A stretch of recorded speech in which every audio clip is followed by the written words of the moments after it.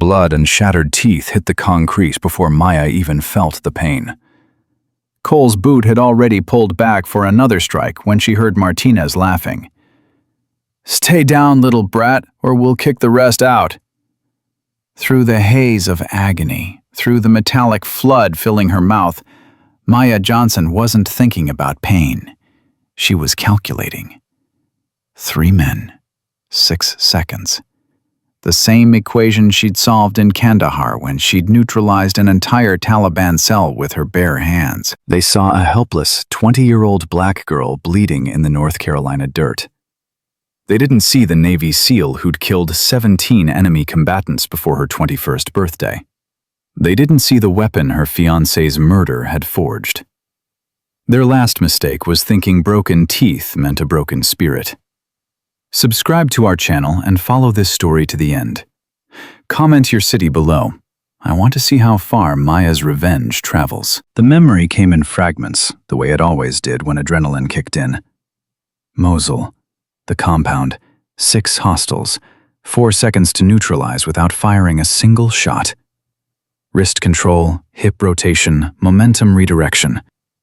Her teammate Jackson had stared at her afterward, his voice barely above a whisper in the darkness. "Johnson, what the hell are you?" She hadn't answered then, just checked her gear and moved to the next position. Professional, silent, empty. That was 2 years ago, back when she still believed the system worked, back before everything turned to ash. Today, stepping off the transport at Camp Lejeune in North Carolina, Petty Officer Second Class Maya Johnson looked nothing like a weapon, nothing like a SEAL, nothing like someone who'd completed 3 combat deployments before her 21st birthday. She looked like a kid playing dress-up in her father's uniform. 20 years old, 5'2", 112 pounds of compact muscle hidden beneath an olive green t-shirt and standard-issue camouflage pants.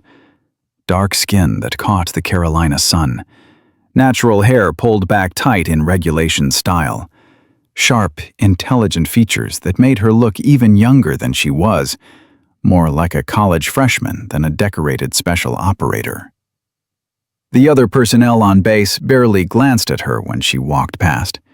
When they did look, they saw exactly what everyone always saw. A girl who'd wandered into the wrong place. A mistake waiting to be corrected. Someone who didn't belong. That was the point. Maya walked toward the administration building with careful, uncertain steps. Her eyes stayed down, her shoulders curved inward, making her small frame appear even smaller. Everything about her body language screamed one thing: vulnerable. It was the best disguise she'd ever worn, better than any ghillie suit or tactical gear. People looked right past vulnerability. They dismissed it, underestimated it. And underestimation was the deadliest weapon in her arsenal. The billet clerk was a corporal with a thick neck and the permanent squint of someone who'd spent too many years staring at paperwork under fluorescent lights. He didn't look up when she approached his desk, just kept typing with 2 fingers like he was hunting and pecking his way through a minefield. "Name?" he said flatly. "Johnson. Maya. Transfer from Virginia." He typed lazily, then stopped, frowned. Typed again, slower this time. His eyes narrowed at the screen like it was personally offending him. "Says here you're..." He trailed off, read the screen twice, then looked at her. Really looked for the first time, his gaze traveling from her face down to her boots and back up again, confusion warring with disbelief across his features. Maya kept her expression blank, innocent, confused, like she had no idea what might be causing his reaction. "Administrative support," he finally said, his tone suggesting he didn't believe a single word of what he was reading. "Processing and filing." He printed her ID and slid it across the counter with obvious skepticism, like he was handing classified documents to a civilian. "Barracks Building 9, room 204. Don't cause trouble." "I never do," Maya said softly, taking the ID. She walked away, feeling his eyes boring into her back until she turned the corner and disappeared from his sight. Building 9 was exactly what she'd expected from the intelligence briefing. Old, neglected. The kind of place where they housed people nobody cared about. The forgettable ones who processed paperwork and filed reports and disappeared into the bureaucratic machinery of military life. Perfect for what she needed. Perfect for becoming invisible. Her room had 2 bunks, 2 lockers, a window that faced the training yard, and nothing else. No personality, no warmth, just function. She took the bunk nearest the door, not for comfort, but for tactical advantage. Old habits died hard, and in her line of work, old habits kept you breathing. She unpacked methodically, every movement precise and controlled. Standard gear went into the locker in regulation order. Civilian clothes folded and stacked. A worn notebook that would never contain anything important placed on the small desk. And at the very bottom of her duffel, wrapped carefully in a plain gray t-shirt, a photograph. 11 faces in desert camouflage, dusty and exhausted, but grinning with the kind of joy that only comes from surviving something that should have killed you. 10 men. 1 woman, barely visible in the back row, standing like she was trying to disappear into the shadows even then. SEAL Team 9. Kandahar Province. The day after Operation Silent Thunder. They were alive in that photo. Victorious. Invincible. 9 of those men were dead now. Killed in an ambush 3 months ago. An ambush that shouldn't have happened. That couldn't have happened unless someone had sold them out. Unless someone had leaked their patrol route, their timing, their exact coordinates to the enemy. Someone on this base had that blood on their hands. Maya was here to find out who. She tucked the photo into her locker, buried it beneath socks and regulation undergarments, then headed out to survey her hunting ground. The training yard was controlled chaos. Exactly the kind of organized mayhem you'd find on any Marine Corps base. 50, maybe 60 Marines in various stages of physical training, running, lifting, fighting. The usual testosterone-fueled competition that defined military fitness culture, where everything became a contest and losing meant enduring endless mockery. And in the center of it all, commanding attention like a king surveying his domain, was the man her intelligence had flagged. Staff Sergeant Derek Cole. 32 years old, infantry, built like a professional linebacker who'd spent his entire life in the gym. 6'4", 240 pounds of muscle that came from obsessive training, and probably supplements that weren't entirely legal. He was loud. The kind of loud that filled every space it entered and demanded everyone else shut up and listen. "Come on, Davis!" His voice boomed across the yard. "My dead grandmother could do more push-ups than that, and she's been in the ground for 15 years. Laughter erupted from the group surrounding him, the kind of automatic response that comes from people who know which side their bread is buttered on. Maya found a spot near the fence, pretending to stretch while her eyes cataloged everything. Every face, every movement, every dynamic and hierarchy in the group. Cole wasn't alone. He had satellites, 2 men who orbited him constantly like moons around a planet. Sergeant Ryan Martinez, Hispanic, stocky, mean eyes that never stopped calculating angles and advantages. The kind of guy who'd been fighting his whole life and saw every interaction as a potential conflict. Corporal Jake Mitchell, younger, maybe 25, eager, desperate. The kind of follower who'd do anything to stay in the inner circle, who'd sell out his own mother if it meant keeping his position in the pack. They moved together, laughed together, looked at the female Marines who crossed their path with the same predatory assessment you'd see in a wolf pack sizing up prey. This wasn't just a clique. This was a hunting party. And hunting parties needed victims. Maya didn't have to wait long to see one. A young woman crossed the edge of the training yard, carrying equipment that looked too heavy for her slight frame. Blonde hair pulled back in a bun that was already coming loose. early 20s, trying desperately not to be noticed, moving fast like maybe if she was quick enough, she could become invisible. She failed. "Hey!" Cole's voice cut through the noise like a knife. "New girl, come here!" The woman froze mid-step, didn't turn around. Every line of her body language screamed that she was hoping, praying that he was talking to someone else. "I said come here, you deaf?" Slowly, reluctantly, like she was walking toward her own execution, the woman turned and approached. Each step looked like it cost her something vital. "What's your name?" Cole asked when she was close enough. "Private Chen, Staff Sergeant." "I need someone to clean up the equipment room. Think you can handle that?" "I'm assigned to communications, Staff Sergeant." The temperature in the immediate area dropped about 20 degrees. Cole stepped closer, invading her personal space in a way that made Maya's hands clench into fists even from 50 feet away. "I don't care what you're assigned to," Cole said quietly, his voice dropping to something more dangerous than his earlier shouting. "I'm giving you an order. You going to follow it?" Maya watched her go, then shifted her attention back to Cole and his crew. They were already laughing about something else, the interaction already forgotten for them, even as it would probably haunt Chen for weeks. Maya memorized it all. Date, time, location, witnesses, pattern of behavior.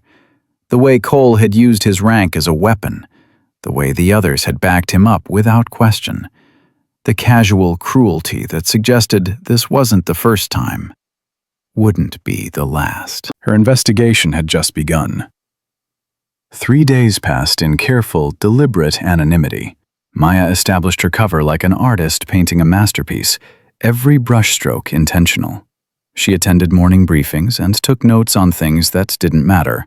She filed paperwork that would never be read. She asked stupid questions that made people sigh with exasperation.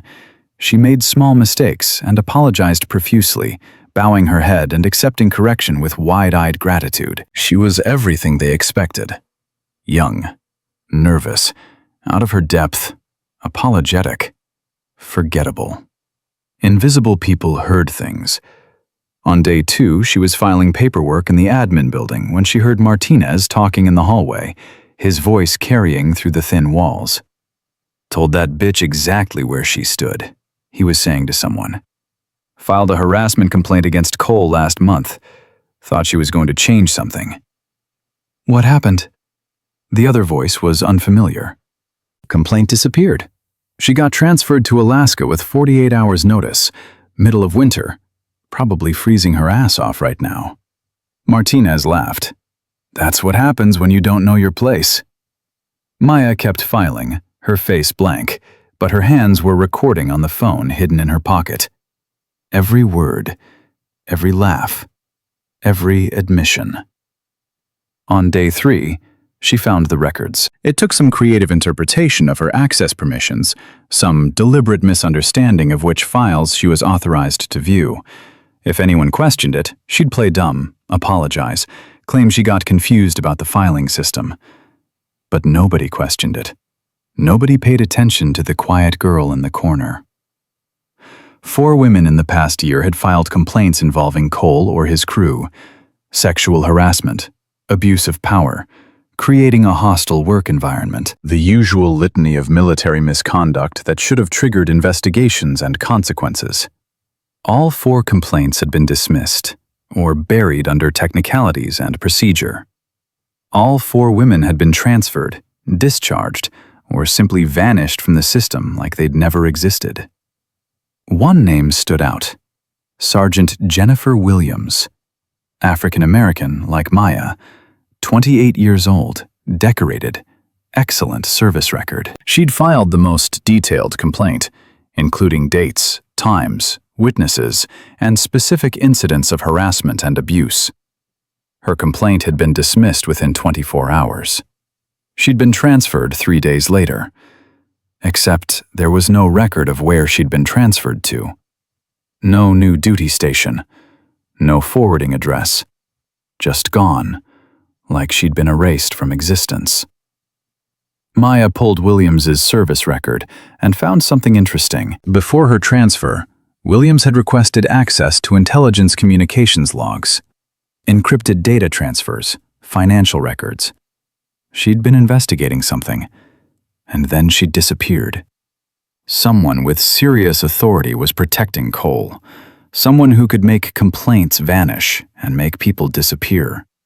Someone who had access to transfer orders and personnel files, and probably a lot more. That someone was Maya's real target. Cole was just the muscle, the enforcer, the visible threat that kept victims silent and witnesses scared. But there was always someone bigger pulling the strings. On day 4, Cole found her. Maya was walking back from the mess hall, deliberately taking the long route through the training area, head down, shoulders hunched. The perfect picture of someone who didn't want trouble, who just wanted to do her job and go home. "Hey." The single word stopped her cold. She turned to find Cole standing directly in her path, Martinez on his left, Mitchell on his right, a 3-man wall of muscle and menace. "You're new," Cole said. Not a question, a statement. "Yes, Staff Sergeant." "What's your name?" "Johnson, Staff Sergeant." He circled her slowly, looking her up and down like she was livestock at auction. Maya kept her eyes forward, her posture submissive, everything about her screaming that she wasn't a threat. "You're small," he observed. "Yes, Staff Sergeant." "Real small." He stopped in front of her, so close she could smell his breath. Coffee and something sharper, something chemical. "What are you, like 12? Martinez and Mitchell laughed right on cue. They'd probably heard this routine 100 times before. "I'm 20, Staff Sergeant." 20. He said it like it was hilarious. "And what exactly does a 20-year-old do around here?" "Administrative support, Staff Sergeant." "Administrative support." He repeated it slowly, making it sound like a joke. "So you're useless." "I do my job, Staff Sergeant." "Do you?" He leaned closer, so close she could count the pores on his face, see the cold calculation in his eyes. "Because I've been watching you, Johnson. You don't talk to anyone, don't make friends. Just walk around looking at everything with those big eyes." He tapped her forehead with one finger, hard enough to sting, hard enough to make her head snap back slightly. "Makes me wonder what's going on in there." "Nothing, Staff Sergeant. I'm just trying to do my job." "Your job?" He smiled, but there was nothing warm in it, nothing human. "Here's some advice, new girl. Keep your head down. Don't ask questions. Don't look at things that aren't your business. And when someone with rank tells you to do something, you do it. No hesitation, no complaints. Understood?" Every instinct screamed at her to break his finger, to twist his arm behind his back until something popped, to show him exactly what happened when you put your hands on a Navy SEAL. But that wasn't why she was here. "Yes, Staff Sergeant," she said quietly. "Good." He stepped back, his smile widening. "Now get out of my sight." Maya walked away without looking back. Her heart rate hadn't changed. Her breathing was steady. But inside, she was cataloging everything. The way he'd touched her without permission, the implied threats, the assumption of absolute power, the certainty that he could do whatever he wanted without consequences. Derek Cole wasn't just a bully. He was a predator with territory to protect, which meant he was protecting something worth protecting. Day 5 brought the first real breakthrough. Maya was in the administrative office, accidentally accessing files she shouldn't have access to, when she found the pattern she'd been looking for. 4 transfers in the past 12 months, all women, all assigned to communications or intelligence positions, all transferred within days of filing complaints against Cole or his crew. But that wasn't what made her pulse quicken. What caught her attention was the authorization signature on each transfer order. Colonel Robert Henderson, base commander, the highest-ranking officer at Camp Lejeune. A full colonel was protecting a staff sergeant. Why? Maya dug deeper, cross-referencing dates and files, following threads that shouldn't connect but did. 3 months before each transfer, there had been a spike in encrypted communications to an external server. Communications that originated from the intelligence office. Communications that had no official record, no authorization, no legitimate reason to exist. Someone was selling information, and whoever it was had access to classified material and the protection of the base commander. Cole wasn't the target. He was the enforcement mechanism, the muscle that kept victims silent and witnesses terrified. Henderson was the real threat. But she needed proof. Hard evidence that would hold up against a full colonel with 30 years of service and connections throughout the military establishment. That night, Private Lisa Chen found her. The knock on Maya's door came at 2200 hours. Soft, hesitant, like whoever was on the other side was afraid of being heard. Maya opened it to find the young blonde woman from the training yard, the one Cole had humiliated. Chen's eyes were red and swollen like she'd been crying. Her hands shook as she gripped her jacket closed. "Can I come in?" Maya stepped aside. Chen entered and sat on the edge of the spare bunk, still unable to meet Maya's eyes. "I've seen you watching them," Chen said quietly. "Cole and his guys. You're documenting something." Maya kept her expression neutral, her voice soft. "What makes you think that?" "Because I tried to do the same thing before I learned better."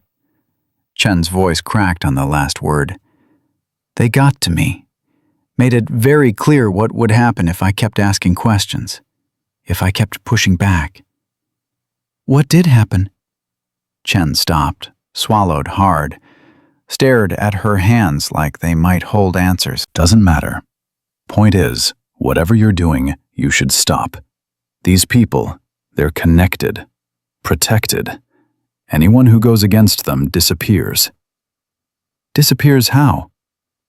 "Transfers, discharges, or worse." Chen finally looked up, and Maya saw genuine fear in her eyes. "There was a woman last year, Sergeant Williams. She was gathering evidence, had recordings, documents, the whole thing, building a real case." Maya's pulse quickened, but she kept her voice calm. "What happened to her?" "One day she's here, building her case, talking about justice and accountability. Next day she's gone. Room cleaned out, files deleted, like she never existed at all." "Where is she now?" "No one knows. Some people say she went AWOL. Some people say..." Chen shook her head. "Just rumors. Bad rumors." "What do you think happened?" "I think she found something she wasn't supposed to find." Chen stood abruptly, moving toward the door like she'd already stayed too long, and I think they made sure she couldn't tell anyone about it. "Chen, wait. I shouldn't be here. If they find out I talked to you." She put her hand on the door handle. "They won't," Maya said firmly. "You don't know that. You don't know anything about how this works." Chen was at the door now, her whole body radiating fear and regret. "Just be careful, please. I don't want anyone else to get hurt." She was gone before Maya could respond, the door clicking shut with a finality that felt like a warning. Maya sat in the darkness for a long time, processing everything she'd just learned. Sergeant Williams, missing. Evidence destroyed. If Williams had been close to exposing Henderson, that meant Henderson knew his operation was vulnerable, knew someone was investigating, which meant Maya needed to move faster than she'd planned. But it also meant she needed to be smarter than Williams had been, because whatever had happened to Williams could very easily happen to her. Day 6 started with an ominous shift in atmosphere. Maya walked to the admin building at 0730 like always, but something was wrong. The corridor was too quiet. The usual morning bustle of personnel getting coffee and comparing notes was muted, subdued, like everyone was holding their breath. "Johnson." She turned to find Colonel Robert Henderson standing at the end of the hallway.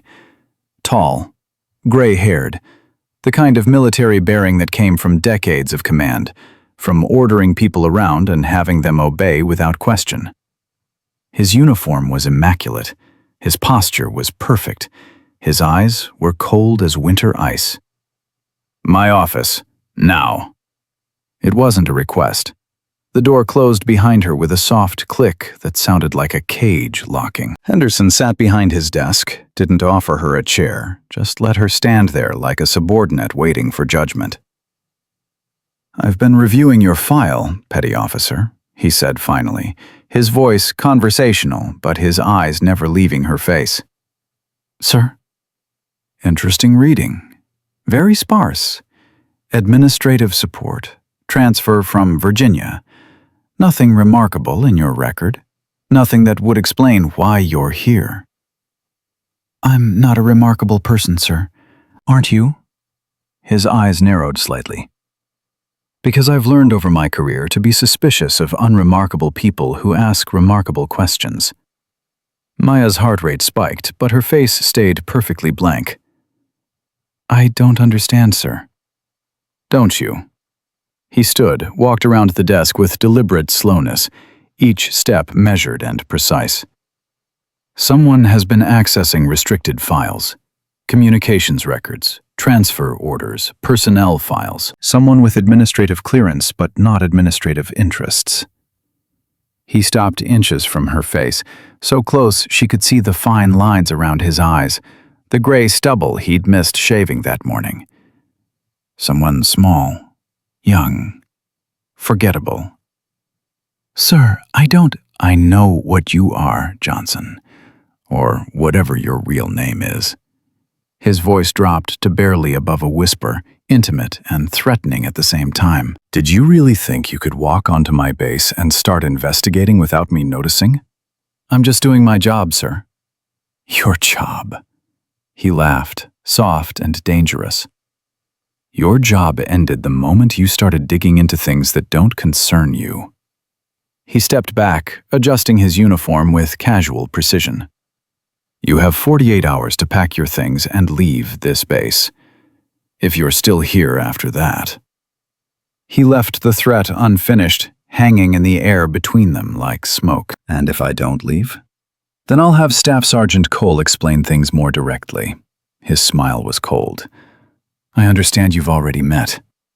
Maya looked at him, really looked at the arrogance, the certainty, the absolute conviction that he was untouchable, that nothing she could do would ever matter. "I understand, sir," she said quietly. "Good. Dismissed." She walked out of his office on steady legs, but inside, everything had changed. Henderson knew. He knew she was investigating, knew she was getting close, which meant she had 48 hours to find the evidence she needed, or disappear like Sergeant Williams. Maya had exactly 47 hours and 32 minutes left when she broke into the intelligence office. The lock took 12 seconds. The alarm system took 30. Inside, she moved like a shadow through the darkness, her footsteps silent on the linoleum floor. Quick, methodical, every movement precise, because precision was the difference between mission success and body bags. The files she needed were in a secure cabinet behind the main desk. Paper records, the kind that couldn't be deleted remotely, couldn't disappear with a few keystrokes. Henderson was old school enough to keep hard copies of everything that mattered. She photographed each page with her phone. Transfer orders, communication logs, financial records showing payments to offshore accounts in the Cayman Islands. 50,000 here, 75,000 there, 100,000 for something labeled only as Kandahar consultation. And then, hidden beneath a false panel in the bottom drawer, she found it. A list. Names, dates, dollar amounts, classified military operations, patrol routes, deployment schedules, all sold to the highest bidder like produce at a farmer's market. Her hands shook as she photographed each page, because there, halfway down the second sheet, she saw it. Operation Silent Thunder. SEAL Team 9 patrol route, Kandahar Province. Sold for $50,000 to a broker named Youssef Karim. $50,000 for 9 American lives. $50,000 from Marcus. The phone nearly slipped from her trembling fingers, but she forced herself to keep shooting. Every page, every name, every transaction. This was what Williams had found. This was why Williams had disappeared. Footsteps in the hallway.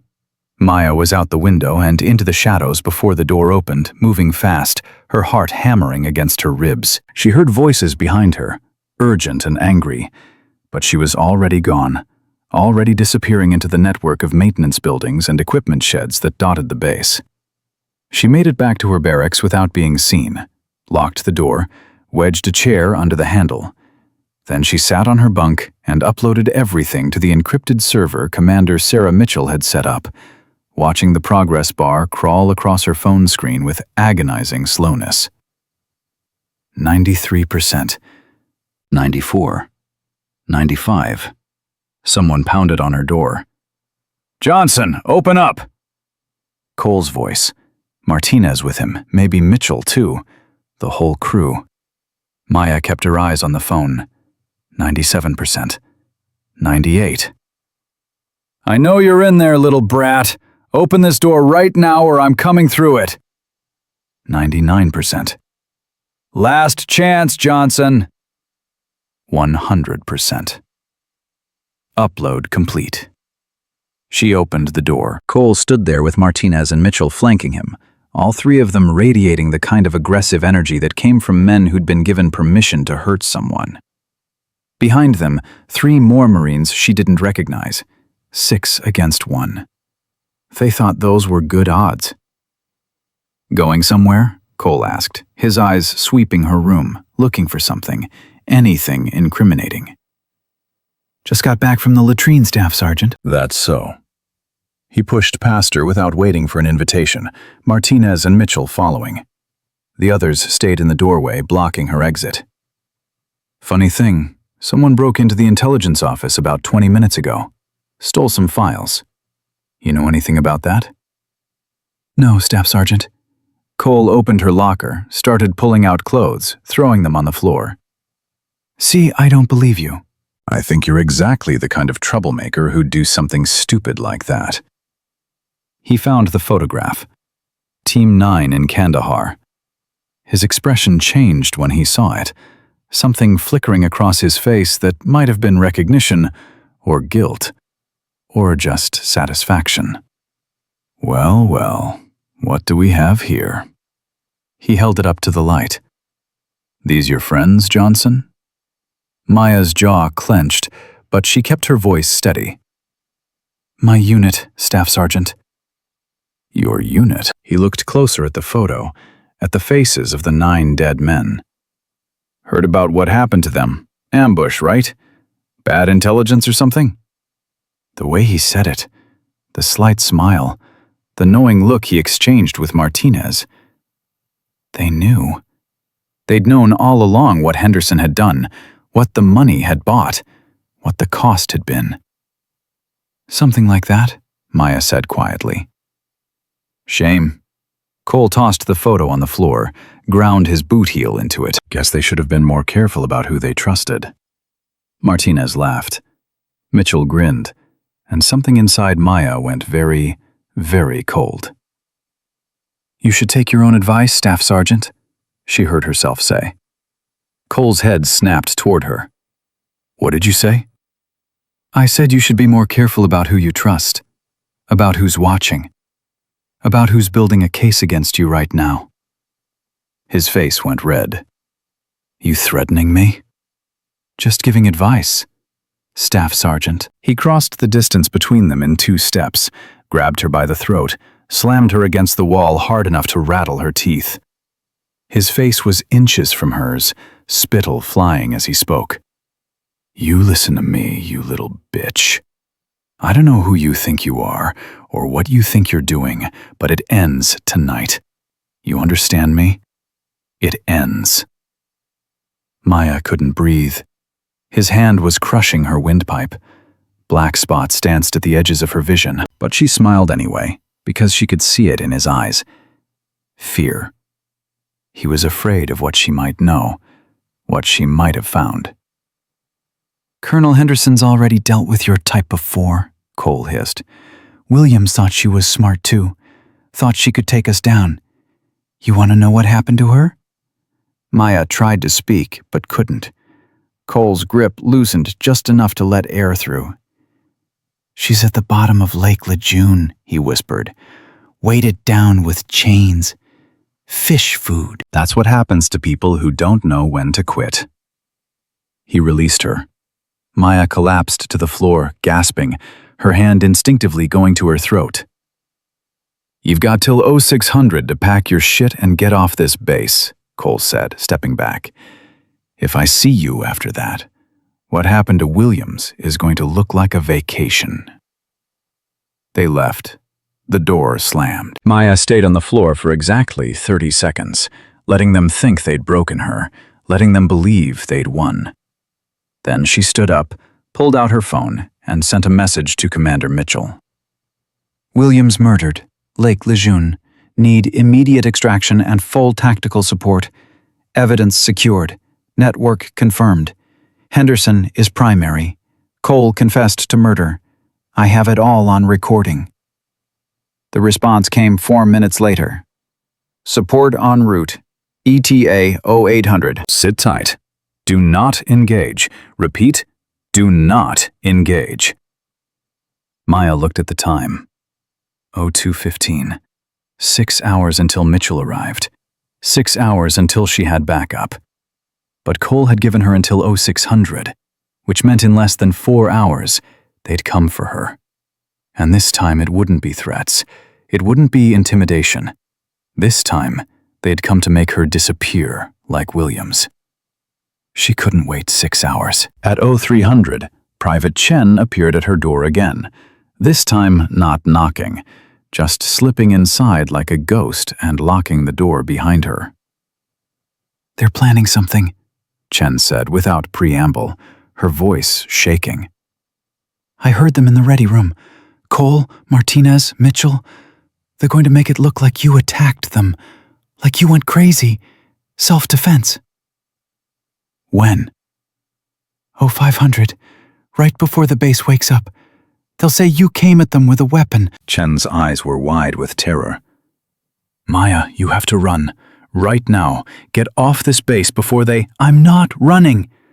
Are you insane? They're going to kill you. They're going to try. Maya opened her locker, pulled out gear Chen hadn't seen before. A tactical vest, a combat knife, the small sidearm she'd kept hidden in a false bottom. But I've been killing people professionally since I was 19. They're amateurs. Chen stared at the weapons. What are you? Someone who's done watching good people die while bad people walk free. Maya checked the magazine, chambered around. Williams is dead.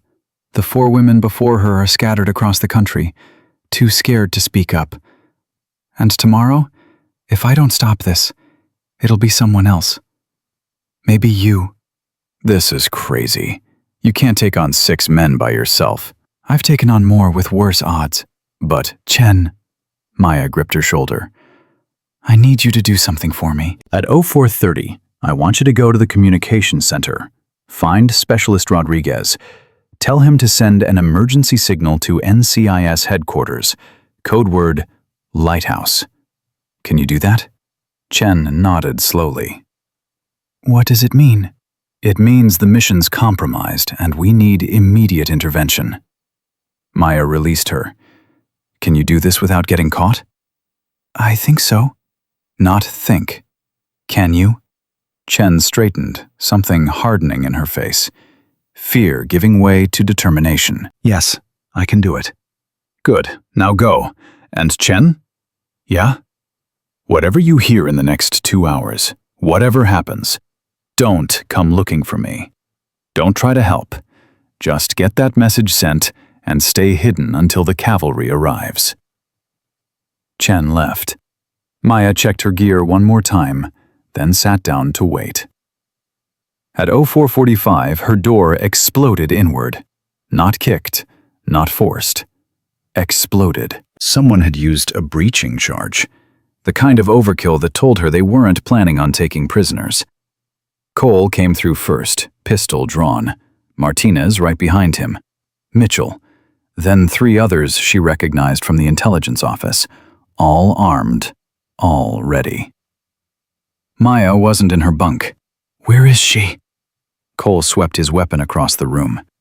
"She was here 5 minutes ago. I had eyes on the building." "Maybe she ran," Martinez said. "Or maybe she's smarter than we thought." Maya dropped from the ceiling where she'd been braced against the support beams, landing behind Mitchell. One strike to his kidney, one to the back of his knee. He went down hard, his weapon clattering across the floor. The others spun, but she was already moving, using Mitchell's falling body as cover. She swept his legs into Martinez, sending both men sprawling. Cole fired. The shot went wide, punching through the wall 6 inches from her head. Maya rolled, came up with Mitchell's dropped pistol, fired twice. Both rounds hit Cole's weapon, smashing it from his hand. "You little!" She was on him before he could finish, using his size against him. Wrist control, hip throw. 240 pounds of muscle hit the floor like a sack of concrete. The others were recovering. One raised his weapon. Maya threw her pistol at his face, the impact breaking his nose. He stumbled back. She closed the distance, disarmed him with a joint lock that made something crack, then used his body to shield herself from the other 2. 8 seconds. 5 men down or disarmed. Martinez grabbed her from behind, his arm wrapping around her throat in a chokehold. Strong. Practiced. The kind of hold that could kill if he committed to it. Maya drove her elbow into his solar plexus. Once. Twice. 3 times. His grip loosened. She grabbed his arm, twisted, used his momentum to flip him over her shoulder. He hit the ground, and she followed him down, her knee driving into his chest, all her weight behind it. The air exploded from his lungs. "Stay down," she said quietly. Cole was getting up, blood streaming from his nose where it had hit the floor. "You're dead. You hear me? Dead." Not the first time someone's told me that. He charged. Big mistake. Maya sidestepped, redirected his momentum into the wall, his head connected with a sickening crack. He slumped, unconscious. The others weren't moving. Some couldn't. Some had made the intelligent choice not to try. Maya stood in the center of the wreckage, breathing hard but steady. She collected all their weapons, disabled them, tossed them into the corner. Then she zip-tied their hands behind their backs using the restraints from her tactical gear. "What are you?" one of them gasped. Blood bubbled at his lips. Someone who's very, very tired of bullies. Footsteps in the hallway. Running. Lots of them. Military police burst through the door, weapons raised, shouting commands. "Hands up! On the ground! Now!" Maya raised her hands slowly, carefully. "Petty Officer 2nd Class Maya Johnson, Navy SEAL. I'm here on an NCIS investigation, and these men just attempted to murder me." The MPs looked at her, then at the 6 men zip-tied on the floor, then back at her. Confusion and disbelief warred across their faces. "Ma'am, you're going to need to come with us." "Absolutely. But first, I need you to contact NCIS Commander Sarah Mitchell, and I need protective custody for Private Lisa Chen. She's a material witness, and her life is in danger." "Ma'am." "And I need someone to get a dive team to Lake Lejeune. You're going to find a body. Sergeant Jennifer Williams. She was murdered 3 months ago by Colonel Henderson's order, and these men know where she is." One of the MPs pulled out his radio. "Base Commander, we have a situation in Building 9. "Lock it down," came Henderson's voice through the speaker. Calm, controlled. Johnson is armed and dangerous. Consider her hostile. Use of deadly force is authorized. The MPs looked at each other, then at Maya, then at the 6 trained Marines she'd taken down without killing any of them. Sir, the senior MP said into his radio. With respect, I think we need NCIS down here. This woman says she's on an active investigation. That woman is a domestic terrorist. I want her in custody immediately. Sir, that's an order, Sergeant. The MP looked at Maya again. Something in his eyes changed. He'd heard the desperation in Henderson's voice. The fear. Copy that, sir. We'll handle it. He lowered his weapon. So did the others. Ma'am, I think you'd better tell us everything. 20 minutes later, the base was in controlled chaos. NCIS tactical units poured through the gates, federal agents in body armor securing buildings and detaining personnel. Commander Mitchell arrived in a helicopter that landed directly on the parade ground, a violation of about 17 regulations that nobody seemed inclined to mention. She found Maya in the MP station, sitting calmly while a medic treated the bruises on her throat. You were supposed to wait for backup, Mitchell said. They gave me till 0600. You weren't arriving till 08. So you decided to take on 6 men by yourself. 7, actually, but one of them stayed outside as lookout. He ran when things went bad. Mitchell closed her eyes, took a long breath. You're going to give me a heart attack, Johnson. Sorry, ma'am. No, you're not. Mitchell sat down beside her. We got Henderson, picked him up trying to leave the base in civilian clothes. He had a go bag with $500,000 in cash and 3 fake passports. And the others? Cole and his crew are in custody. Martinez is singing like a canary, trying to cut a deal. We've identified 17 people in the network so far. More arrests coming. Mitchell pulled out a tablet, showed Maya a photograph. A body being recovered from Lake Lejeune. Female, African American, wrapped in chains. Williams? Maya asked quietly. Positive ID came through 10 minutes ago. You were right. They murdered her and dumped her in the lake. Mitchell's jaw tightened. She'd been down there for 3 months. Maya closed her eyes. Another good person dead because the system had failed to protect her. Another name to add to the list of people who'd tried to do the right thing and paid with everything. There's something else, Mitchell said. The broker who bought your team's patrol route, Yusuf Karim. Maya's eyes snapped open. What about him? He was killed 2 months ago in a drone strike. But before he died, he gave a deposition to CIA. Named his source. Henderson. No. Mitchell's expression was grim. Henderson was the middleman, but there was someone above him, someone in Naval Special Warfare Command who provided the original intelligence. Maya felt her blood turn to ice. Who? Rear Admiral James Whitfield. He's been running this network for 12 years. Henderson, the operation here. It's all part of a bigger organization, one that reaches all the way to the Pentagon.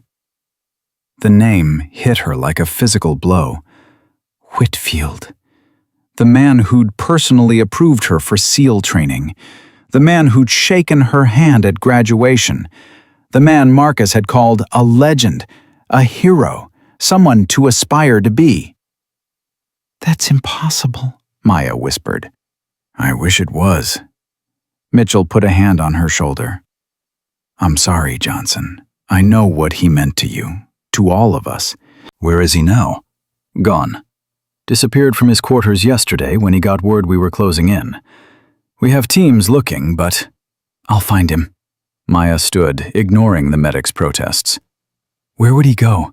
What's his pattern? Johnson, you're injured. You need rest. I need to finish this. Maya's voice was hard, cold. The voice of someone who'd just lost the last piece of innocence they had left.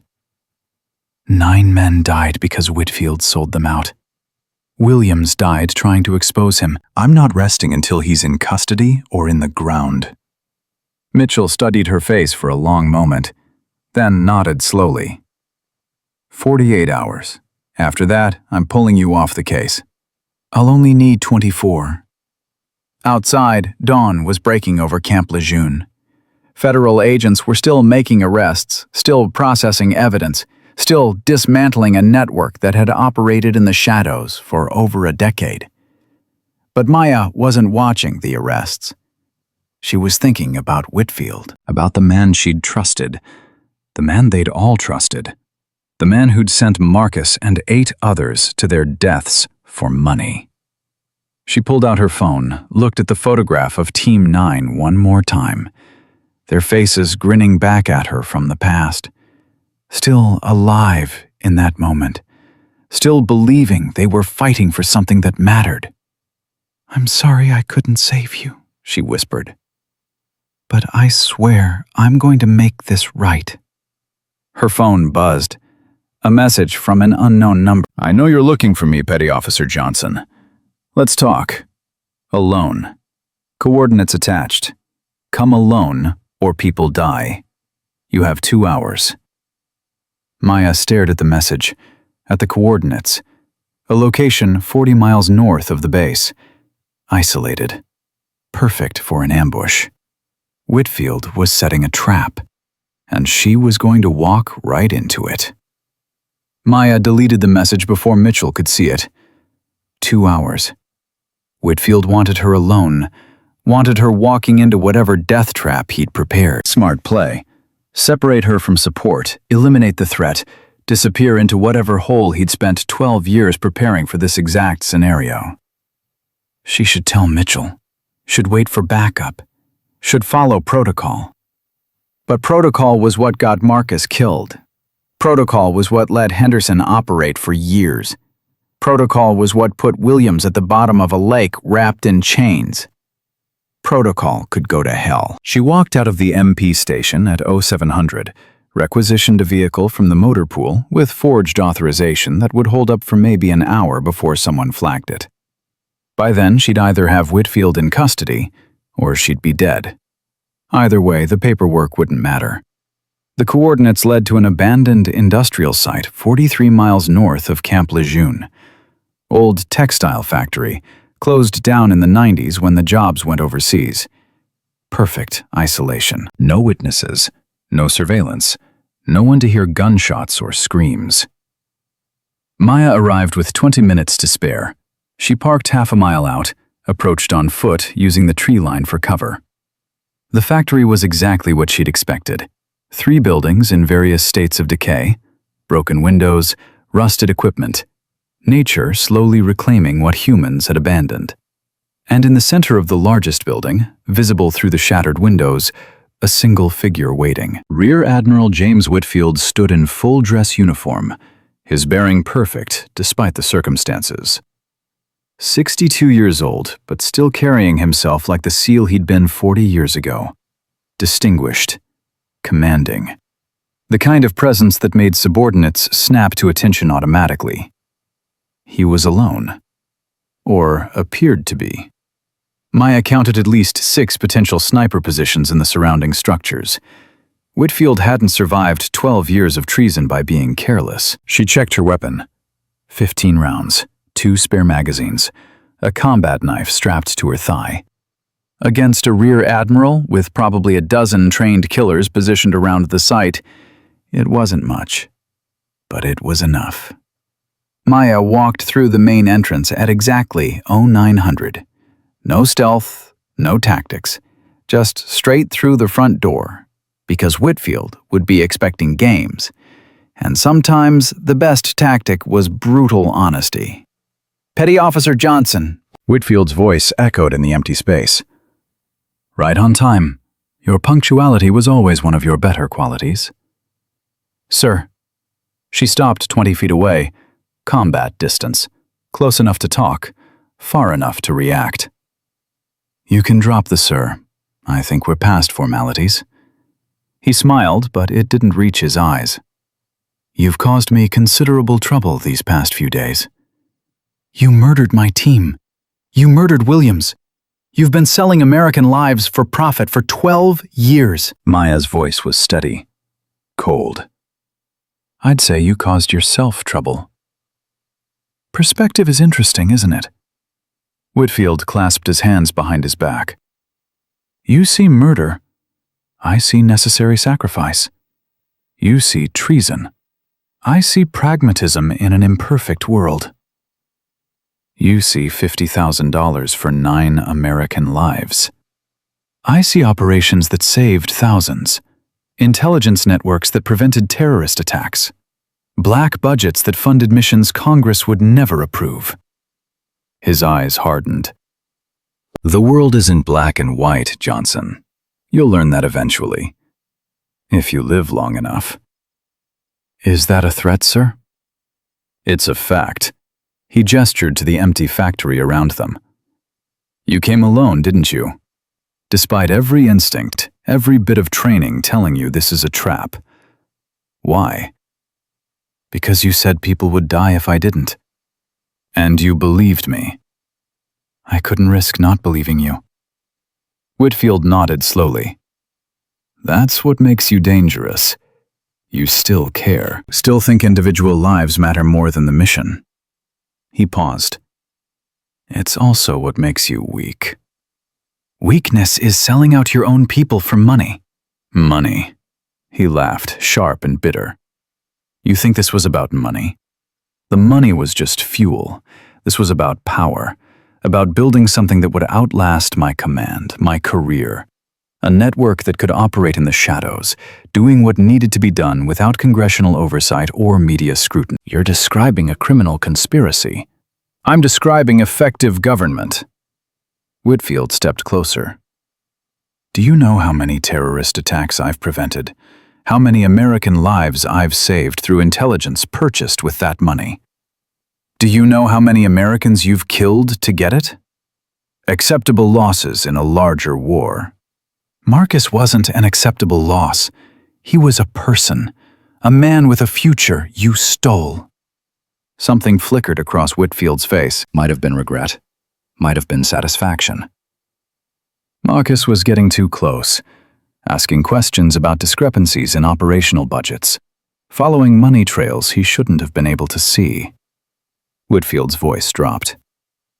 I liked him, good operator, but he was going to expose everything.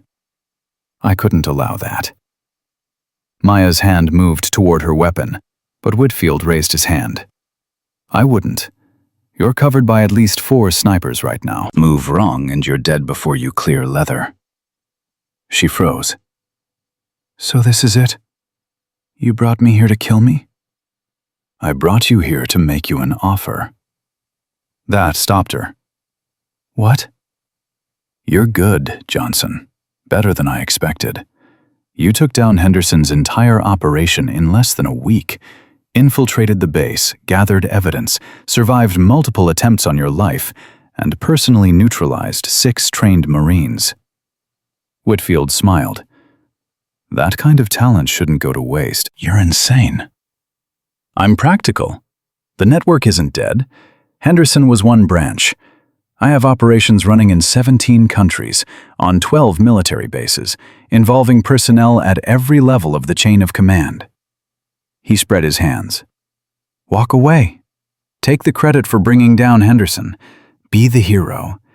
And in return, I'll make sure you have a very successful, very profitable career.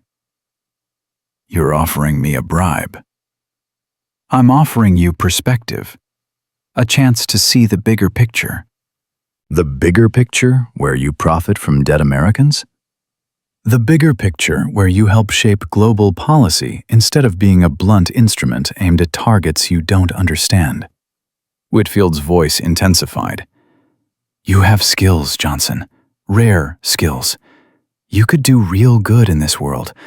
Or you could die here, accomplishing nothing, while the network continues without me. Maya stared at him, at the man who'd murdered Marcus, at the legend who'd become a monster, at the admiral who thought murder was acceptable if it served the right cause. "I have a better offer," she said quietly. "Oh?" "You surrender, right now. You come with me, face trial, give up every name in your network." She took a step forward.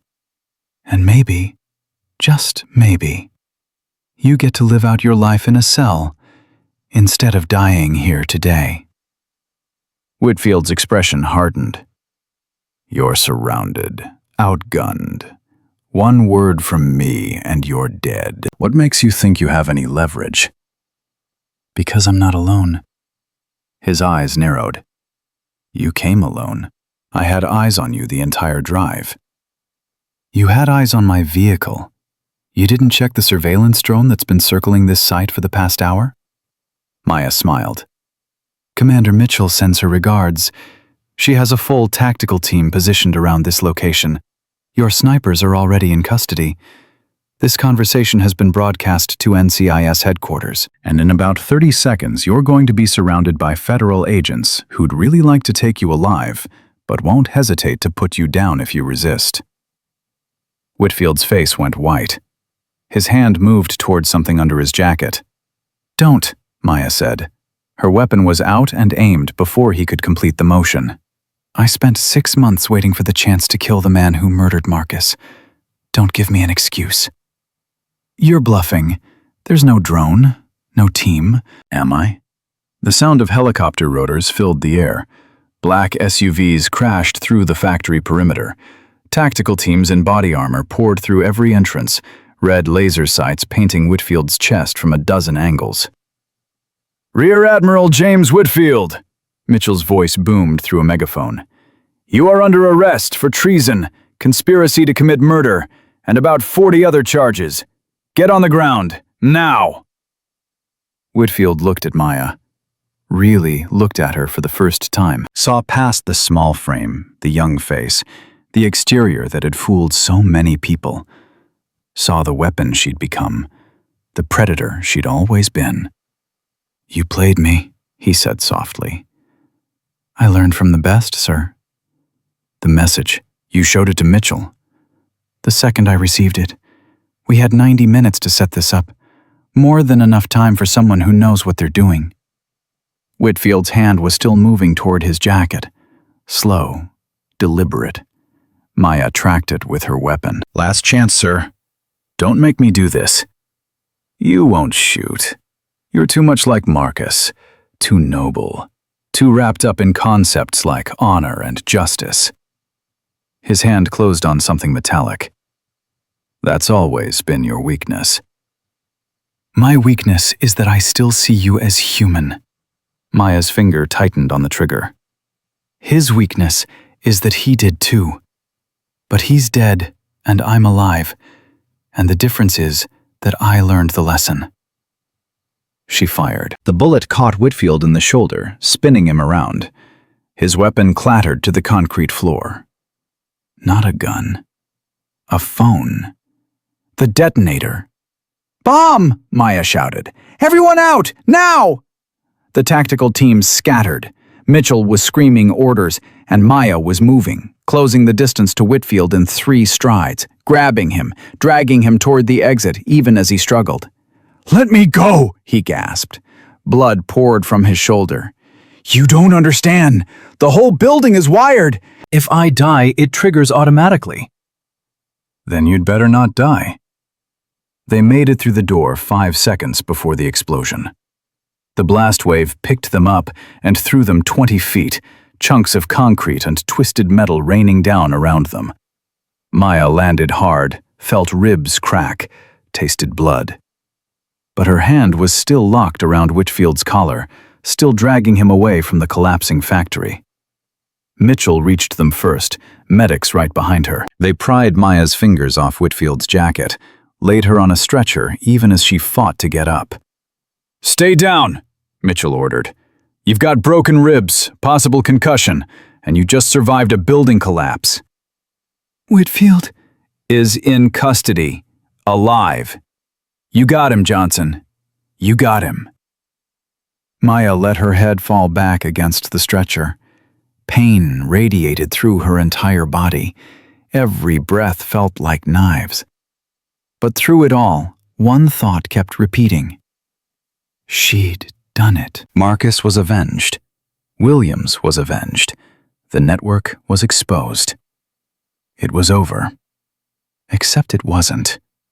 She realized it in the ambulance, watching through blurred vision as federal agents swarmed the site. Realized it when she saw how carefully they were handling Whitfield, how gently they were treating a man who'd sold American lives for profit. The system would protect him. Oh, he'd face trial, maybe even conviction.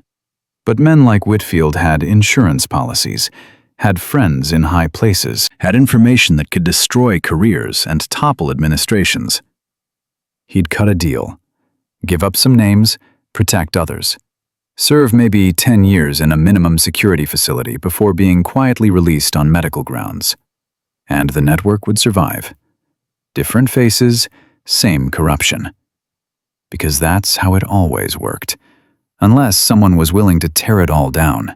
Every piece, every name, every connection. Unless someone was willing to go further than protocol allowed. Maya closed her eyes, made a decision that would define the rest of her life. The trial was 6 weeks later. Maya testified for 8 days straight. She told them everything. Camp Lejeune, Henderson, Cole and his crew, Williams at the bottom of the lake, the list of operations sold, the money trail, the network that stretched across 17 countries and 12 military bases.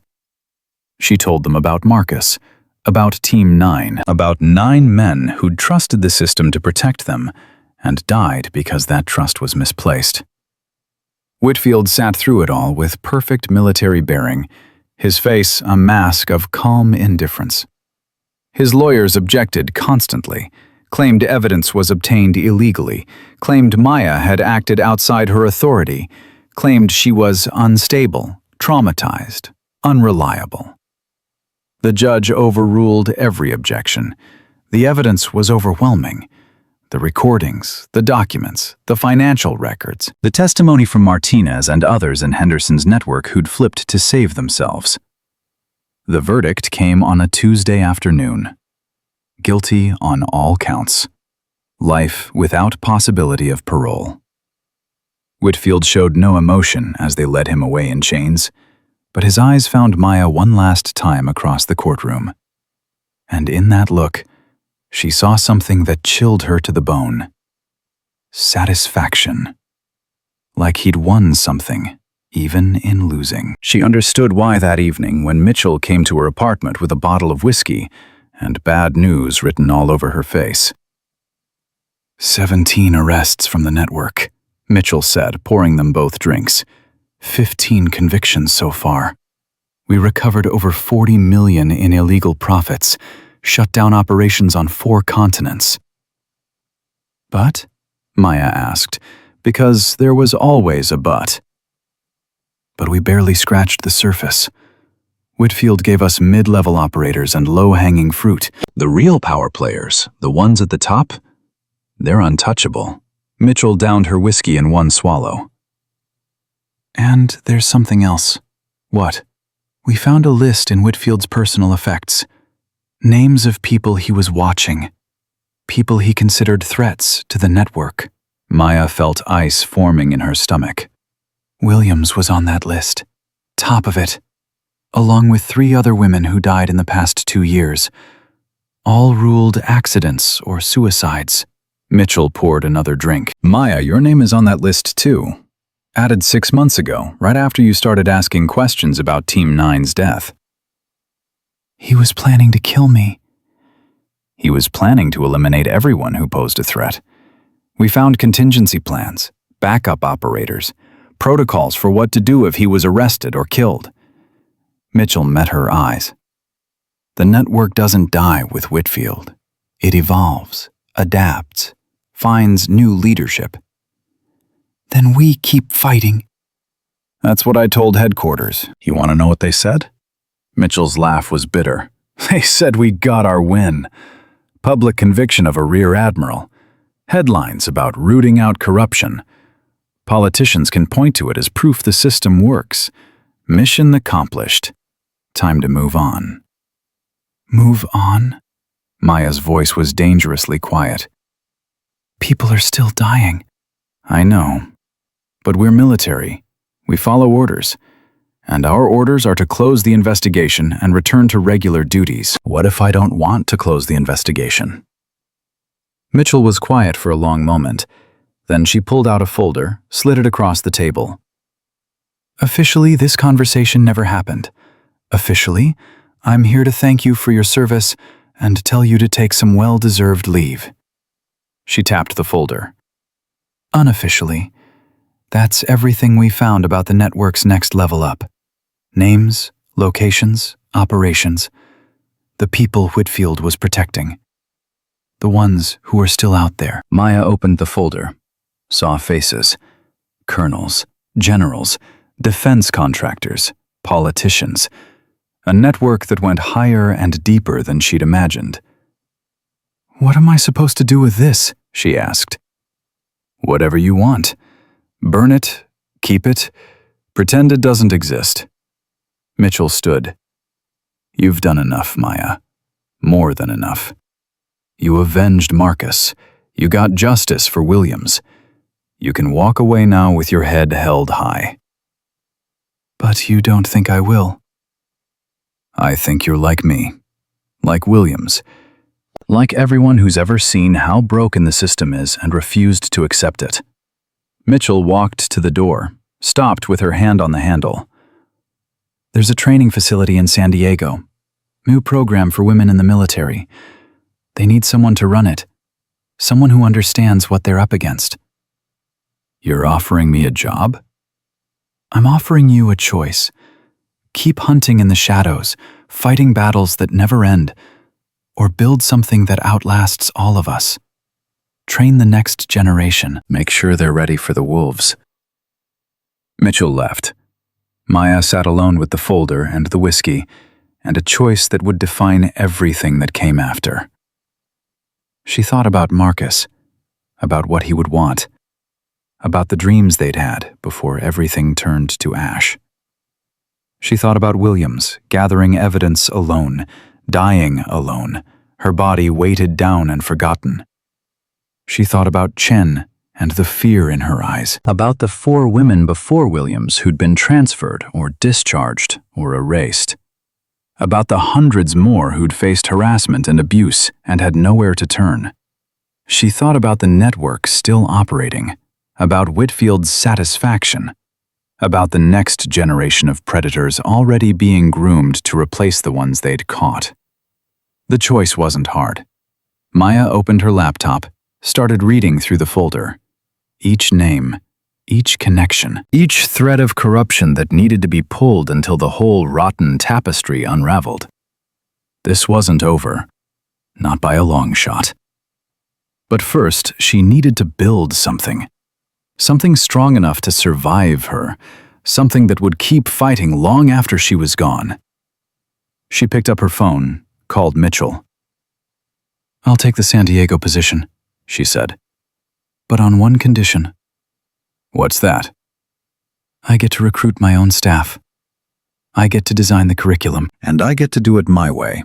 No interference from command. Mitchell was quiet for a moment. Done. When can you start? Give me 6 months. I have some loose ends to tie up first. She hung up before Mitchell could ask what kind of loose ends. Maya looked at the folder again. 17 names. 17 people who thought they were safe. 17 targets who had no idea a storm was coming. She pulled out a notebook, started making plans. Because justice delayed might be justice denied, but vengeance postponed was vengeance perfected. And Maya Johnson had gotten very, very good at both. The first name on Maya's list was Colonel Patricia Hayes, 52 years old, distinguished service record, base commander at Camp Pendleton in California, and according to Whitfield's files, running an arms trafficking operation that made Henderson's intelligence selling look like a lemonade stand. Maya arrived at Camp Pendleton 3 months after Whitfield's conviction, carrying credentials that identified her as a training specialist conducting routine evaluations. Her cover was simpler this time because she'd learned something important. Sometimes the best disguise wasn't pretending to be someone else. It was being exactly who you were, and letting people's assumptions do the rest of the work. A 23-year-old woman asking questions about training protocols. Harmless. Forgettable. Exactly what she needed. Hayes met her on the second day, walking across the parade ground with the kind of authority that came from decades of command. Tall, gray-haired, sharp eyes that missed nothing. Petty Officer Johnson. Hayes's voice was cool, professional. I understand you're here to evaluate our training programs. Yes, ma'am. Standard review. Should only take a few weeks. A few weeks seems excessive for a routine evaluation. Thoroughness is important, ma'am. Hayes studied her face, and Maya saw the exact moment recognition clicked. Not personal recognition. Professional. Hayes knew about Camp Lejeune, about Henderson's arrest, about the young SEAL who'd brought down an entire corruption network. I see. Hayes's expression didn't change, but something shifted in her eyes.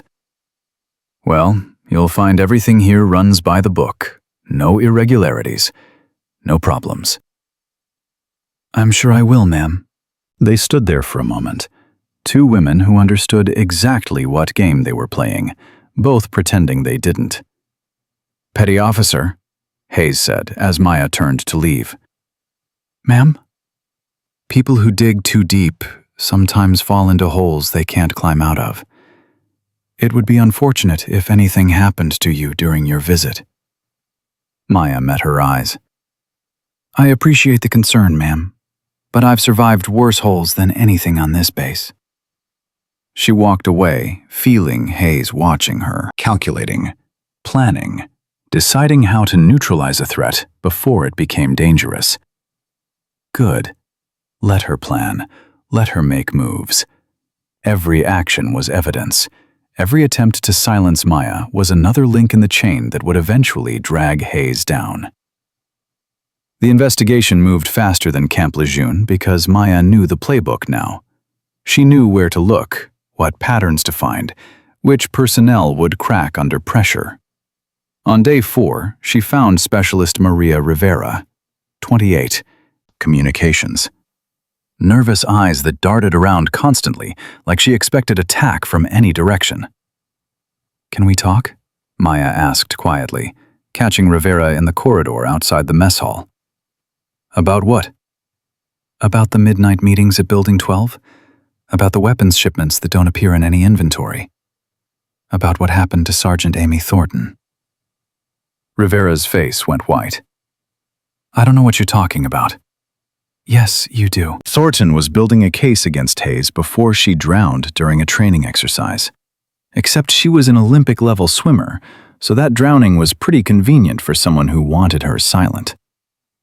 You need to leave. Rivera's voice shook. Right now, before they... Before they what? Kill me like they killed Thornton? Like they killed Sergeant Kim before her? Maya stepped closer. How many more, Rivera? How many more women have to die before someone stands up? You don't understand. Hayes has protection all the way to Washington. People who make problems disappear. Good. I like making powerful people nervous. Maya pulled out a card with a number written on it. When you're ready to talk, to really talk, call this number. I can protect you, but only if you're willing to help yourself. She walked away before Rivera could respond, knowing the seed was planted, knowing fear and conscience would war inside Rivera until one of them won. The call came at 0200 hours 6 days later. Rivera's voice was barely a whisper. Building 12. There's a meeting happening right now. Hayes and someone from outside. They're loading weapons into an unmarked truck. Are you safe? I'm in my barracks. But, Maya, if they find out I called you... They won't. Stay there.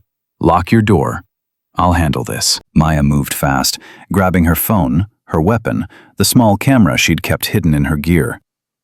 Building 12 was on the far edge of the base, an old supply depot that officially didn't exist on any current maps.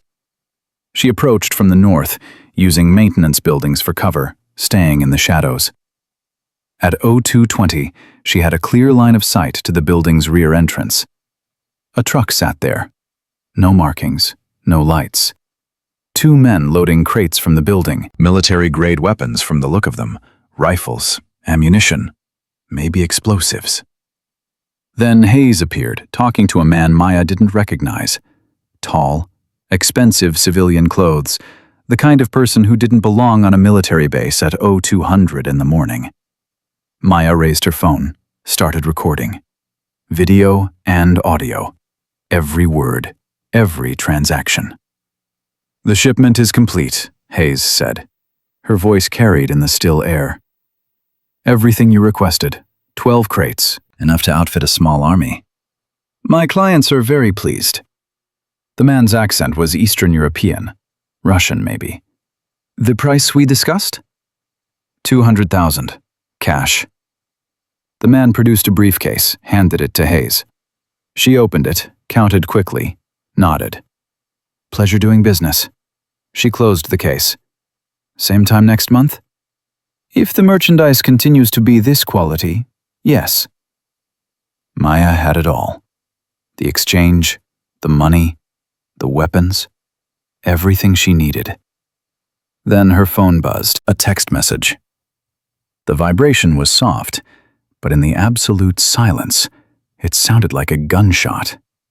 Hayes's head snapped toward her position. There! The 2 men loading the truck drew weapons. The Russians scattered. And Maya was running, her cover blown, her only advantage gone. Bullets punched through the air behind her. She zigzagged, using buildings for cover, her heart hammering. She needed to get the recording to safety, needed to upload it before they caught her. Her phone buzzed again. Upload complete. Thank God for auto backup. A hand grabbed her from behind, yanked her into a doorway. Maya spun, ready to fight, and found herself face to face with Rivera. This way! Rivera pulled her through the building, through corridors Maya didn't know existed, out a side exit that led to the motor pool. How did you? I've been watching Hayes for 6 months, know all her escape routes, all her backup plans. Rivera led her to a vehicle, threw her the keys. Go. Get out of here before they lock down the base. Come with me. You're not safe here. I know. That's why I already packed.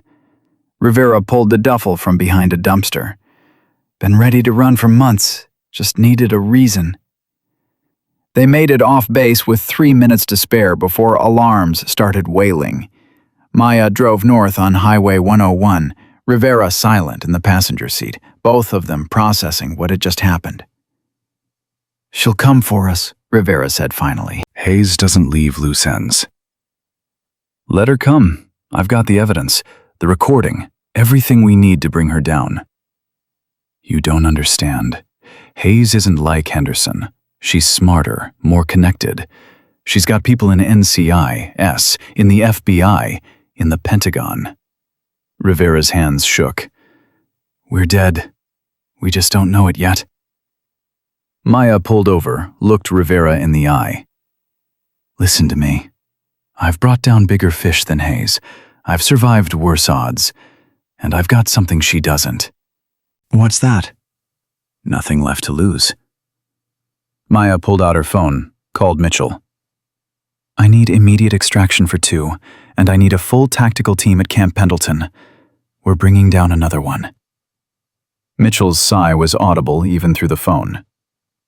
Johnson, you were supposed to be doing evaluations, not starting wars. The evaluation revealed the need for immediate action, ma'am. Of course it did. Where are you?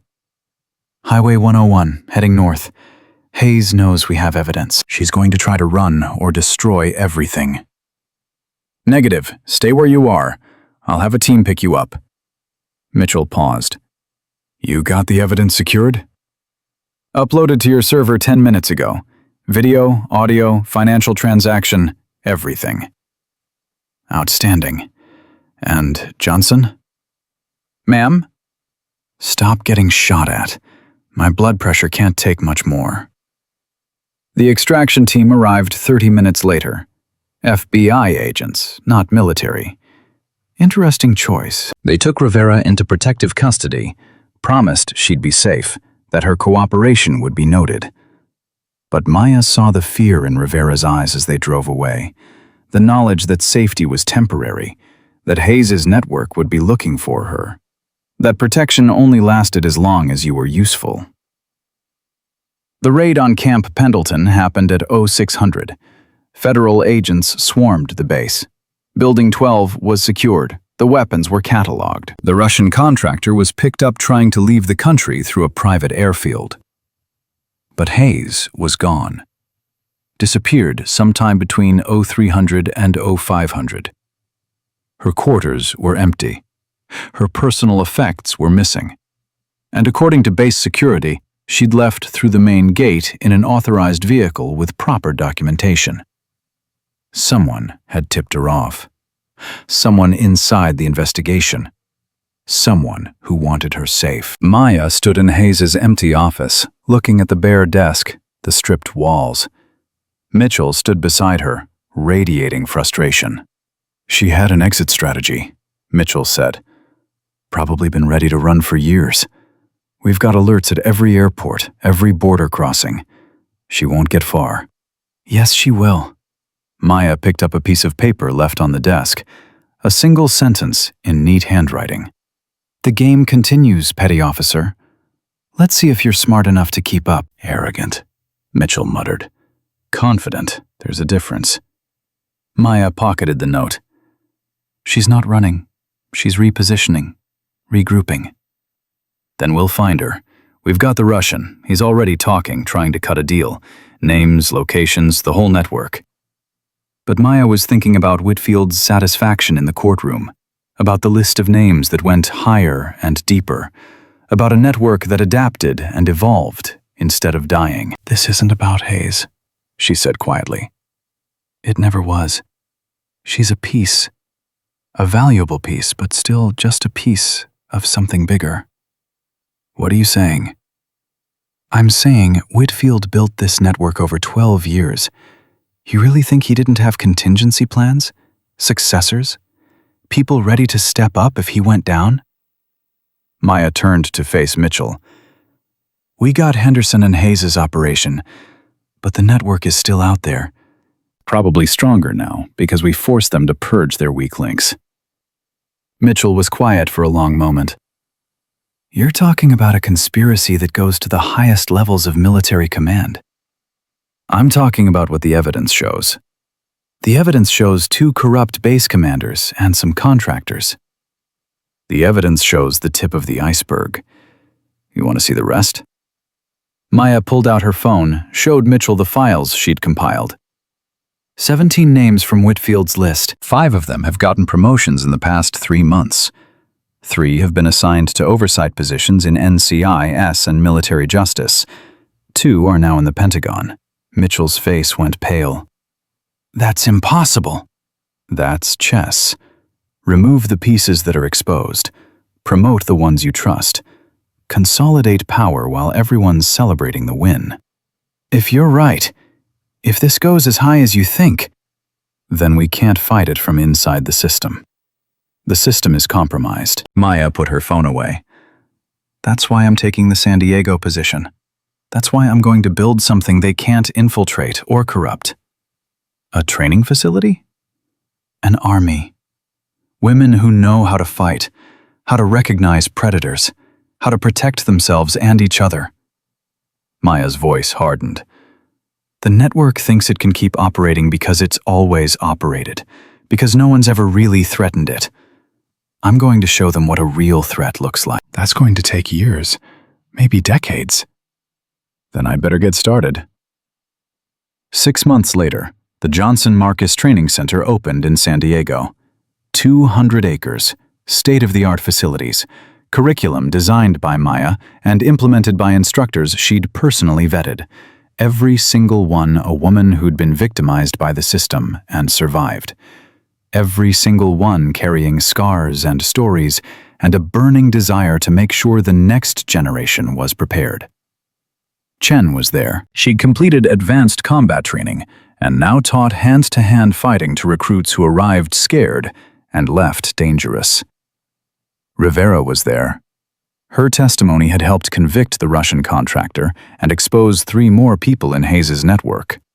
Now she taught communications security and how to recognize corruption. Mitchell visited on opening day, walking through the facility with something that might have been pride on her face. "You did it," she said. "Built something real. Built the foundation. The real work starts now." Maya watched recruits running the obstacle course, their faces determined, their bodies pushing through pain toward strength. "Every woman who graduates from here is one less victim, one more warrior who can fight back." And Hayes? Still in the wind, but her network is smaller, weaker. "We seized 40 million in weapons and assets, arrested 17 people, shut down operations in 3 countries. Maya smiled. "She's running. That means we're winning." "This isn't over, is it?" "Not even close. But for the first time, I feel like we're actually making progress." A recruit fell on the obstacle course, sat there for a moment, clearly exhausted, clearly ready to quit. Then Chen was there, pulling her up, getting in her face, pushing her to keep going. The recruit got up, tried again, made it further this time. "That's what this is about," Maya said.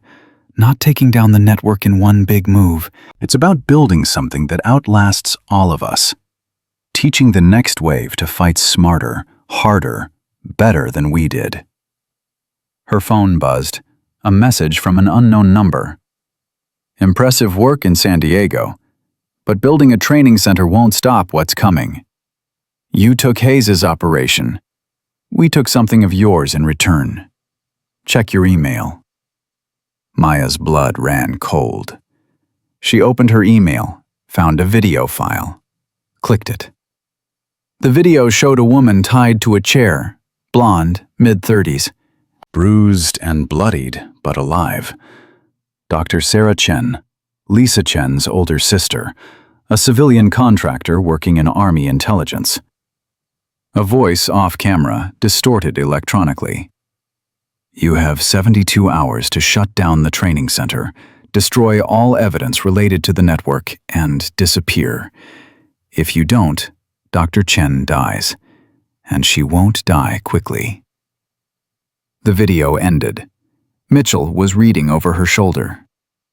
"Jesus Christ, when was this sent?" Maya checked the timestamp.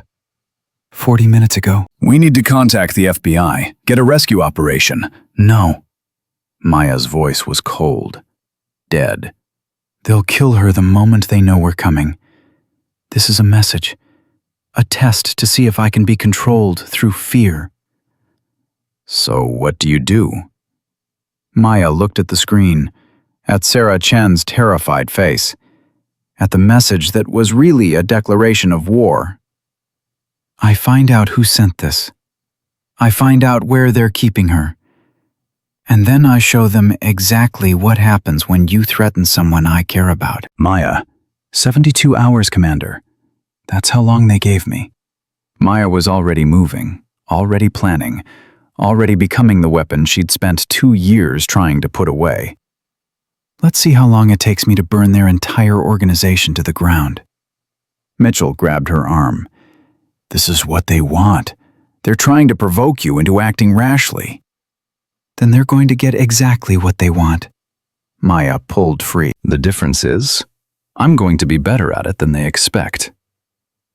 She walked out of the facility, got in her vehicle, drove to a secure location she'd prepared for exactly this scenario. A small apartment she'd rented under a false name, clean weapons, untraceable phones. everything she needed to disappear into the shadows and become what the network feared most. A hunter with nothing to lose and everything to prove. 72 hours to find Sarah Chen. 72 hours to dismantle whatever piece of the network had taken her. Maya checked her weapon, loaded spare magazines, pulled on tactical gear she'd kept hidden from Mitchell and official oversight. The training center was her legacy, her future, her hope that the next generation would be better prepared than hers had been. But right now, she needed to be what she'd always been. Not a teacher, not a builder, a killer. And God help anyone who stood between her and Sarah Chen. The video had been sent from a burner phone, triangulated to a location in Arizona. Dead drop. Untraceable. But Maya didn't need to trace the phone. She needed to trace the mistake. Because everyone made mistakes, even professionals. Especially professionals who thought they were smarter than their targets.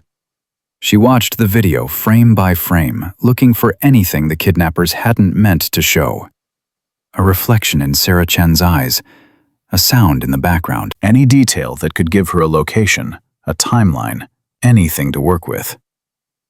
There, 47 seconds in. A window behind Sarah's left shoulder, partially visible. Desert landscape. Mountains in the distance, with a distinctive peak formation Maya recognized from tactical briefings years ago. Superstition Mountains, east of Phoenix. She pulled up satellite imagery, started marking potential locations. Abandoned buildings, remote compounds, places where you could hold someone for 72 hours without neighbors asking questions. Her phone rang. Mitchell. "Tell me you're not doing what I think you're doing," Mitchell said without preamble. "Depends what you think I'm doing." Going after Chen alone, without backup, without authorization. Basically everything I ordered you not to do. You didn't order me to do anything. You suggested I wait for proper channels. Maya, she has 72 hours, Commander. How long do proper channels take? How many forms need to be filed? How many authorization levels need to approve a rescue operation for a civilian contractor who was kidnapped because of my investigation? Mitchell was quiet. They both knew the answer. 48 hours minimum, maybe more. By the time official channels moved, Sarah Chen would be dead. "What do you need?" Mitchell asked finally. "Nothing official. But if you happen to have access to real-time satellite surveillance of the Superstition Mountains area, and if that surveillance happens to be shared with an encrypted email address I'm about to send you, I wouldn't object." "You're asking me to commit federal crimes." "I'm asking you to help me save an innocent woman's life. The crimes are optional." Mitchell sighed. "Send me the email address. And Maya, don't get killed. I'm too old to break in another protege." The satellite data arrived 20 minutes later. 3 potential locations matched the window angle and mountain view from the video. Maya cross-referenced them with property records, looking for connections to anyone in Whitfield's network. The 3rd location pinged. An old mining compound owned by a shell corporation that traced back to a defense contractor named Victor Kane. And Victor Kane had received payments from the same offshore accounts that had funded Hayes' weapons operation. "Found you." Maya loaded her gear into the vehicle. Weapons, ammunition, tactical vest. Everything she needed for a one-person assault on a fortified position. The smart play was to wait for backup. The smart play was to coordinate with local law enforcement. But Sarah Chen didn't have time for smart plays. She drove through the night, arriving at the mining compound at 0400. The facility was exactly what she'd expected. Chain-link fence, security cameras, 2 guards at the main entrance. Professional setup. Military-grade security. She counted at least 8 heat signatures on thermal imaging. 8 hostiles, plus Sarah Chen somewhere inside. Terrible odds for a frontal assault. Good thing Maya didn't do frontal assaults. She approached from the east, where the fence backed up against rocky terrain that made vehicle access impossible. Climbed the fence in darkness, avoided the camera sightlines, moved like a shadow through the compound perimeter. The first guard never saw her coming. One moment he was checking his phone, the next moment he was unconscious on the ground, Maya's arm releasing from around his throat. The second guard was smarter, heard something, spun around, actually got his weapon halfway up before Maya struck. Disarm, disable, neutralize. 3 seconds total. She was inside the main building before anyone realized the perimeter was compromised. The interior was a maze of corridors and storage rooms. Maya moved fast, clearing rooms systematically, her weapon up and ready. She found Sarah Chen in a basement storage area, still tied to the chair from the video, bruised and terrified, but alive. "Maya?" Sarah's voice was hoarse. "How did you—" "Later, can you walk?" "I think so." Maya cut the restraints, helped Sarah stand. The woman's legs buckled, but she forced herself upright, determined despite obvious pain. "How many are there?" Maya asked. 8, maybe 9. They rotate shifts. Sarah's hands shook. "Maya, they said if you came, they'd kill us both. This is a trap." "I know." "Then why?" "Because leaving you here wasn't an option." Footsteps above them, shouting. The alarm had been raised. Maya positioned Sarah behind her, weapon trained on the doorway. "When I say run, you run. Don't look back." "Don't wait for me. There's a vehicle parked half a mile east, keys in the ignition. Drive to the nearest police station and don't stop for anything." "I'm not leaving you." "Yes, you are. That's an order." The door burst open. 3 men, weapons raised. Maya fired first. 2 went down. The third got a shot off that punched through the wall 6 inches from her head. She dropped him with 2 rounds center mass. "Run!" Sarah ran. Maya covered her retreat, firing controlled bursts that kept the remaining hostiles pinned down. She counted rounds automatically. 7 left in the magazine. 2 spare mags. Not enough for a prolonged firefight. A figure appeared in the doorway. Tall. Commanding presence even with a weapon in his hands. Victor Kane himself. "Petty Officer Johnson." His voice was calm despite the chaos. "You're even more impressive than the reports suggested."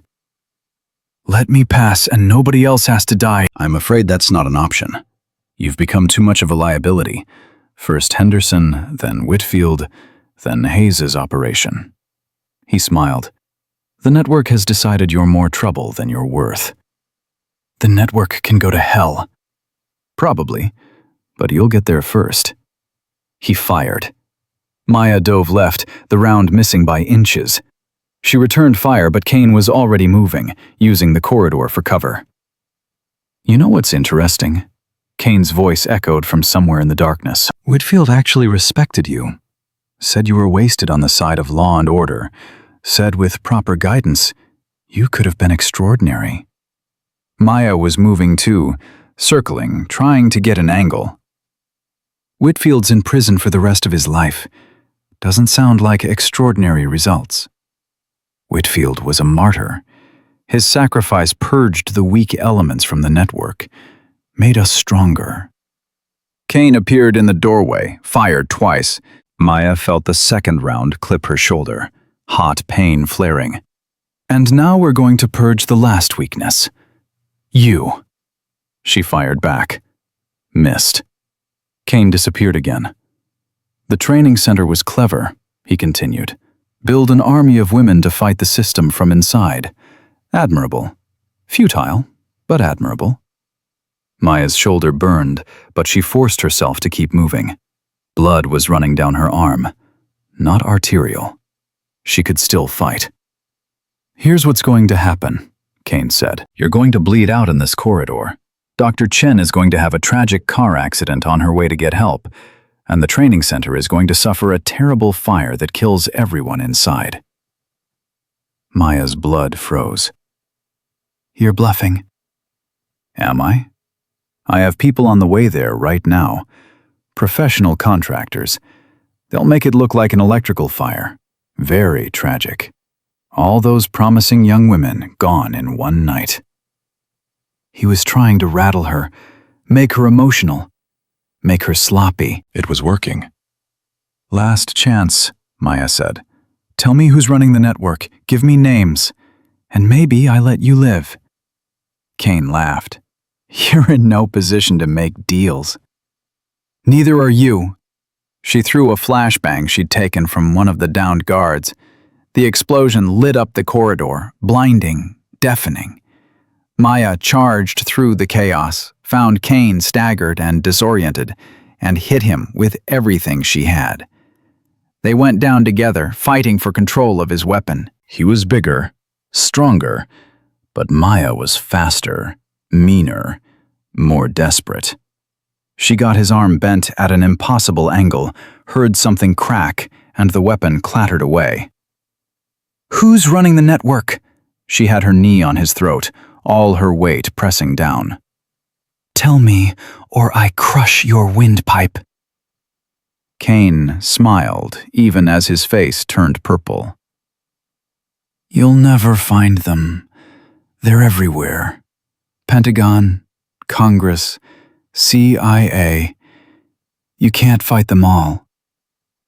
Watch me. Even if you kill me, even if you burn down every operation we have, the network survives. It always survives. His voice was fading, weakening. Because the system is corrupt, and corrupt systems protect their own. Maya pressed harder. Names. Now. Go to hell. She could do it. One more second of pressure and Kane would be dead. One less monster in the world. One less threat to innocent people. But if she killed him, she'd never get the names, never find out who was really running things. The network would just promote someone else and keep operating. She released the pressure, let him breathe. You're weak, Kane gasped. Just like Whitfield said. Too moral. Too concerned with rules. No, I'm smart enough to know you're more valuable alive. Maya zip-tied his hands behind his back. You're going to tell me everything, and then you're going to testify against everyone in the network. I'll never. Yes, you will, because the alternative is spending the rest of your life in solitary confinement with no possibility of parole. And men like you, men who've had power and control their whole lives, they don't do well in cages. She heard sirens in the distance. Mitchell had come through with backup after all. Maya dragged Kane to his feet, marched him outside where federal agents were already securing the perimeter. Mitchell was there, looking equal parts relieved and furious. The training center? Maya asked immediately. Secured. We got a tip about possible threats and locked it down 2 hours ago. Everyone's safe. The relief almost buckled Maya's knees. Sarah Chen? In custody, scared but unharmed. She's asking about you. Maya looked at Kane, at the man who'd planned to murder hundreds of women just to make a point. This one's got information. Names, locations, the whole network. He talking? He will be, one way or another. Kane was led away in handcuffs. Mitchell walked Maya to an ambulance where a medic started working on her shoulder. This has to stop, Mitchell said quietly. This lone wolf routine. You can't save everyone by yourself. I'm not trying to save everyone, just the ones in front of me. And what happens when you finally run into someone faster, stronger, luckier than you? What happens to all those women at the training center who depend on you? Maya didn't answer immediately. She was thinking about Chen, about Rivera, about the 200 women currently sleeping safely in San Diego because she'd built something strong enough to protect them. That's why I'm training them, she said finally. So they don't depend on me. so they can protect themselves and each other. So when I'm gone, the fight continues without me. Noble. But in the meantime, you keep almost getting killed. In the meantime, I keep making sure the monsters know they're not safe, that there's always someone watching, someone willing to fight back. Mitchell shook her head. You're going to burn out, or worse. Maybe, but not today. The investigation that followed Kane's arrest was the biggest in military history. He gave up 47 names in exchange for a reduced sentence. Colonels, generals, defense contractors, politicians who'd taken bribes to look the other way. The network that Whitfield had built was systematically dismantled piece by piece. Hayes was found in Mexico, arrested and extradited. She went to trial alongside 19 others. The evidence was overwhelming. The convictions came fast and hard. But Maya knew it wasn't over. Somewhere out there, someone was already rebuilding, learning from the mistakes, getting smarter, more careful. The fight would never truly end. 3 years later, Maya stood at the graduation ceremony for her 10th class. 500 women had gone through the training center, 500 warriors who knew how to recognize predators, how to fight back, how to protect the vulnerable. Chen was her second in command now. Rivera ran the intelligence training program. Sarah had joined the staff, teaching civilians how to navigate military bureaucracy and report abuse safely. Mitchell visited occasionally, always with new horror stories about corruption they'd uncovered, always with the same question. When are you coming back to active investigation? And Maya always gave the same answer. I'm exactly where I need to be. Because the training center was her legacy. Every woman who graduated was a victory. Every predator who thought twice before acting because they knew these women could fight back was a win. The network was smaller now, weaker, afraid. Good. Let them be afraid. Let them know that somewhere out there, Maya Johnson was training an army. Let them know that every woman they'd victimized, every career they'd destroyed, every life they'd taken, it had created something they couldn't stop. A movement, a reckoning, a generation of women who refused to be victims. Maya stood before her graduating class, looking at faces that ranged from 18 to 45, at women of every background and ethnicity, united by one thing. They'd all been underestimated, all been told they were too small, too weak, too insignificant to matter. They kicked my teeth out once, Maya told them, left me bleeding on the concrete and laughed about it. Thought they'd broken me, thought I'd learned my place. She paused, let the silence build. They were wrong. I wasn't broken. I was just getting started. And every single one of you is getting started too. You're going back to your units, your bases, your lives, and you're going to face people who underestimate you, who think you're weak, who think they can hurt you without consequence. Her voice hardened, carrying across the parade ground. Show them exactly how wrong they are. Show them that the smallest, quietest, most overlooked person in any room might be the most dangerous. Show them that we don't need permission to be strong. We don't need approval to fight back. We just need the will to never, ever quit. The graduates stood at attention, their eyes fierce, their bodies ready. You are warriors now. Act like it. And when someone tries to make you a victim, remember who taught you to fight. Remember that you're not alone.